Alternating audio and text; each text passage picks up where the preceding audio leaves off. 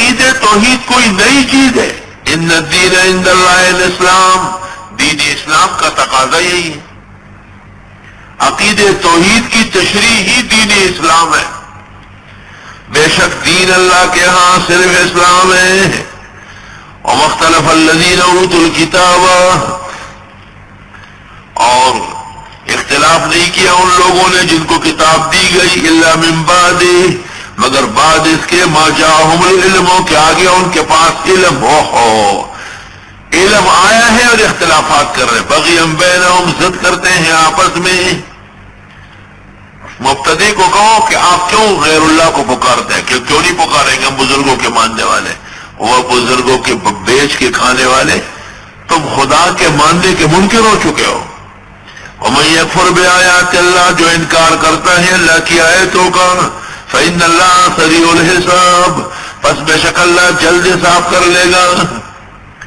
فإن حاجوک، پس اگر یہ جھگڑتے ہیں آپ سے، آپ جب توحید بیان کریں گے تو آپ کو چھوڑیں گے لوگ کیا؟ اوہو، جھگڑا پیش آئے. فقل اسلمت، آپ فرماؤ میں نے سپرد کیا، وجہی اپنے آپ کو، مراد وجہ نہیں ہے کل ہے، للہ اللہ کے، ومن اتبعنی، اور جنہوں نے میرا اتباع کیا وہ بھی، یعنی میں اور میرے صحابہ، میں اور میری امت صرف اللہ کے حوالے ہے. وَقُلْ لِلَّذِينَ أُوتُوا الْكِتَابَ وَالْأُمِّيِّينَ، آپ فرما دیجئے ان لوگوں سے جن کو دی گئی کتاب اور ان پڑھوں کو، یعنی مشرکین کو، أَأَسْلَمْتُمْ، آیا تم بھی سپرد خدا ہو؟ فَإِنْ أَسْلَمُوا، پس اگر یہ سپرد خدا ہوئے یعنی اسلام لائے، فَقَدْ اهْتَدَوْا، پس یقیناً ہدایت پا گئے.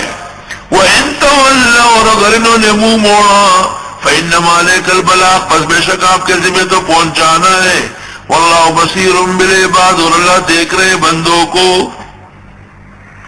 إِنَّ الَّذِينَ يَكْفُرُونَ بِآيَاتِ اللَّهِ، بے شک وہ لوگ جو نہیں مانتے ہیں اللہ کی آیتوں کو، وَيَقْتُلُونَ النَّبِيِّينَ بِغَيْرِ حَقٍّ، اور مارتے پیغمبروں کو ناحق.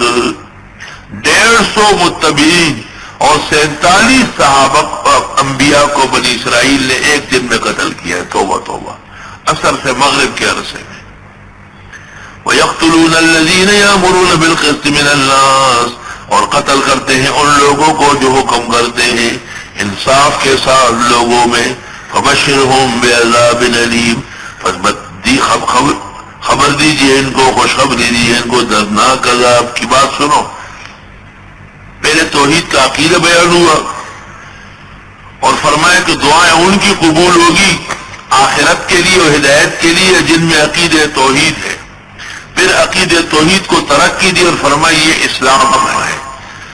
پھر اسلام نہ ماننے کے علماء بنی اسرائیل کی مذمت کی کہ یہ ضدی اور انادی ہے، اور اسلام کا اخلاص پیغمبر اور صحابہ کا بیان کیا.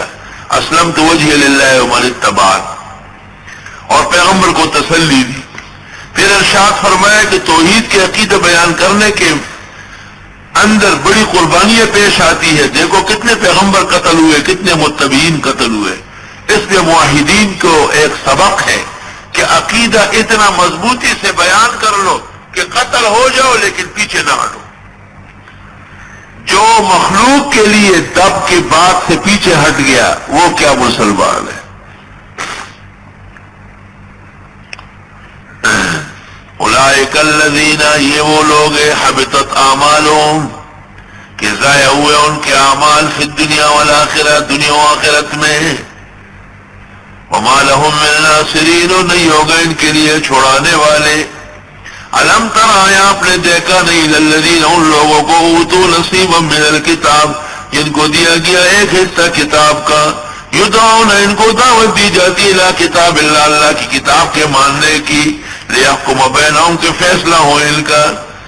ثم یتولی فریق منہم، پھر مڑتا ہے گروہ ان میں، وہم معرضون، اور یہ ہے منہ موڑنے والے.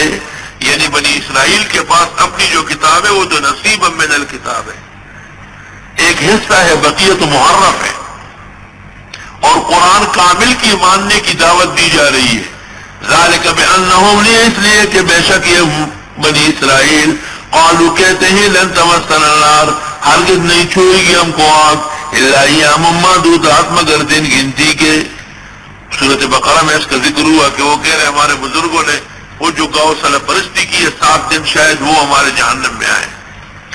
وغرہم فی دینہم، دھوکہ دیا ان کو ان کے دین کے بارے میں، ما کانوا یفترون، وہ جو یہ جھوٹ گھڑتے تھے۔ بدعتی کو بھی بہت زبردست دھوکہ لگا ہے۔ ہم بزرگوں کے ماننے والے، ہم درگاہوں سے مانگنے والے، ہم 11ویں دینے والے، پیروں اور قبروں کی نیاز کرنے والے اور ان کی جھنڈیاں جلوس نکالنے والے، ہم کب دوزخ جا سکتے ہیں؟ وغرہم فی دینہم، دھوکہ دیا ان کو دین میں، ما کانوا یفترون، وہ جو جھوٹ گڑتے تھے۔ فکیف اذا جمعناہم، کیا حال ہوگا جب ہم ان کو اکٹھا کریں گے، لیوم، اس دن میں، لا ریب فیہ، جس کے آنے میں شک نہیں، ووفیت کل نفس ما کسبت، اور پورا دیا جائے گا ہر انسان